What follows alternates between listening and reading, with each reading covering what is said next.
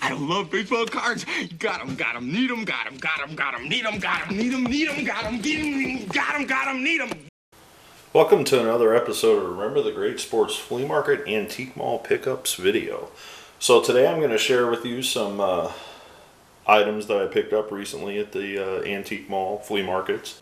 A lot of trading cards, but I do have one random sports item.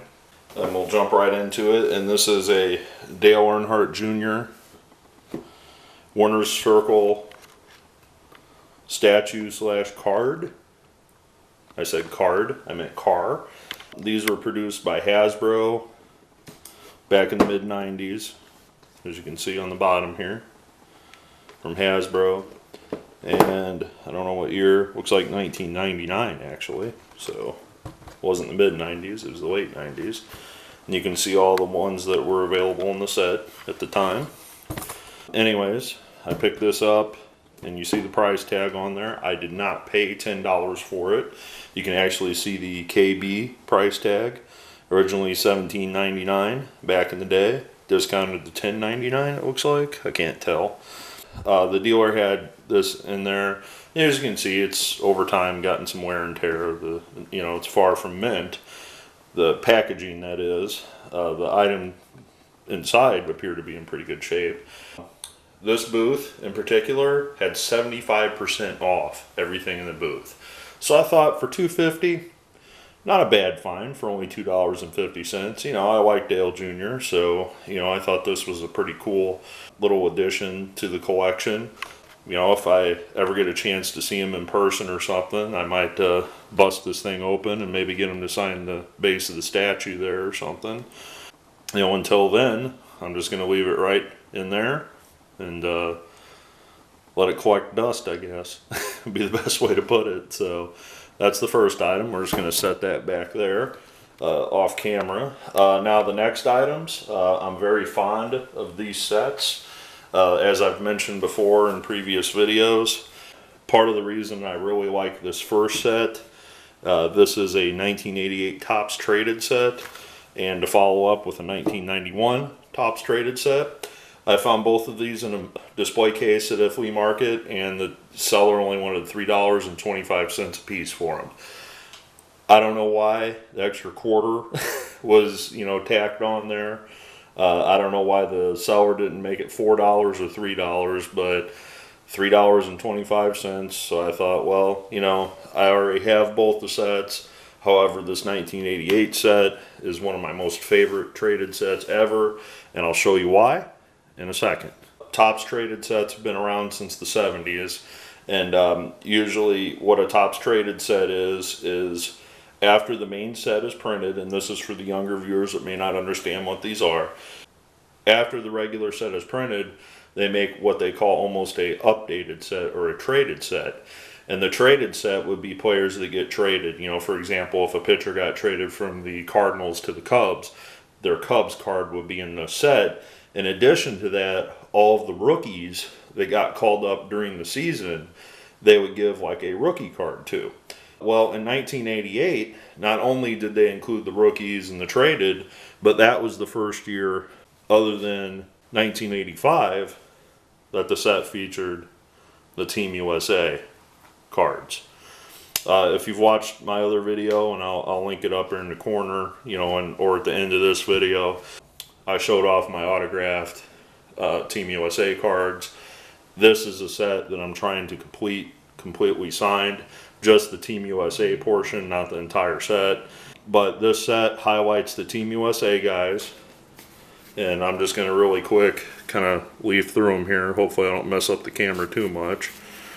And as you can see, the first thing, the best advice that I give to people is if they find these traded sets, being that phones are out there nowadays, look to see who the key rookie cards are in the set.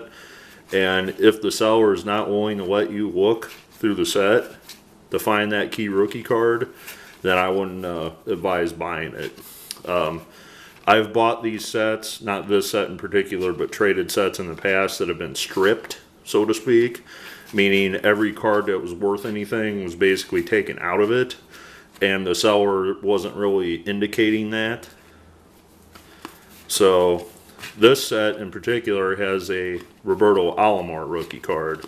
So I picked this up and I started shuffling through it, and I was telling the lady that worked there, I'm like, I'm looking for one card. If that one card's in there, I'm going to buy the set. And she's like, why is that? I said, well, the Mark Grace is a rookie too. But sometimes they take cards out of these sets and then try to sell the set, you know, for a discounted rate. And being these are only 3 1/4, I want to make sure the card's there. So there's the Robbie Alomar rookie. So I said, I'll take that. So on that same breath, I picked up the 91 Topps Traded set, and I didn't have to shuffle far because the third card was the iRod rookie card. So that was there. And as you can see, they also did Team USA in 1991. Now I'm not trying to collect this set signed, but you know, if they fall into my lap, I'm not going to turn them down. There's a Mo Vaughn, second year. Got a Gary Carter, and there's the Bagwell rookie. So I didn't have to look far, and I said, okay, I will take them. So very happy to have those in the collection. All right, so in that same booth that I bought the Topps Traded sets in, there was a stack of 9-pocket sheets. So I'm like, okay. Well, on top of the stack was a small sign that said $3, all cards. So I started thumbing through them, and you know, there's nothing too spectacular here. I mean, these are some Green Bay Packer cards from back in the day. And, you know, I started flipping them over, and I thought, well, you know, Packers, whatever. And then you know, there's some Darryl Strawberries, nothing big there. Well, then I saw some Bull stuff. I said, well, Scottie Pippen, well, you know, that's getting better. You know, flipped it over. There's some Dennis Rodmans. Thought, well, yeah, okay. You know, here's some coaches. You know, nothing big there. You know, maybe I can get a few of them autographed. You never know. You know, and then some more Packers. You know, this looks like probably the Packers Super Bowl set, maybe. I don't know. So I told the same lady, I said, you know what? If I find Michael Jordan cards, I'm going to no doubt buy these. So lo and behold, Michael Jordan, Michael Jordan, Michael Jordan, Michael Jordan. And on the flip side, baseball Michael Jordan and a Derek Jeter randomly shoved in there. So, you know, and then there's some Karl Malones. There's a couple Shaqs. You know, randomly a Kirby Puckett. You know, another Michael Jordan. Some Nolan Ryans. You know, some more, there's a Keith Van Horn. Some more Chicago Bulls. You know, just common guys. Tony Kukoc, Luke Longley. You know, important people of their championships. There's some Steve Kerrs. You know, more of the Packers set. And I'll probably put all these Packers cards together. It doesn't make sense to have them spread out like this. You know, and there's a David Robinson card I have, obviously. Frank Thomas as a kid. You know, a couple John Stocktons. You know, nothing too crazy. But I thought for $3 for the whole stack, I thought, why not? Not a bad little find, especially the Packers cards. You don't see those every day. You know, I thought maybe I can get a few of those signed as well. Alright, so finally, I thought about putting these in my dollar video, but I just decided not to. You know, because technically they were $1/4 a piece. But I found this another seller that had, I'd say, at least 10,000 cards from the 1970s and up era, and they were $1/4 a piece. So I sat down at a table and spent about 2 hours going through a couple boxes of cards, seeing if there was anybody that I could get that would sign. And I'll just kind of thumb through these. As you can see, I bought about $15, $16 worth, and I went through and made sure these guys were all pretty decent signers, and I tried to separate them by sport the best I could. But I got some basketball in there, a lot of football, more basketball, and some of these names you've seen on my channel before as returns, like Don Bus. Then, you know, there's a Doug Williams, not normally a signer. Got these upside down. Don McCauley, Rosie Weeks. But all these guys, according to my resources, signed through the mail.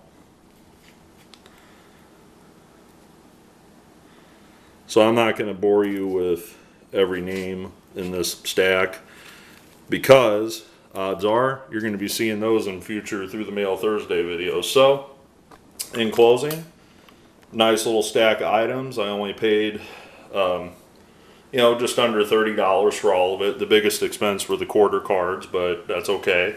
You don't come across vintage cards from the 1970s in flea markets too often for a quarter a piece.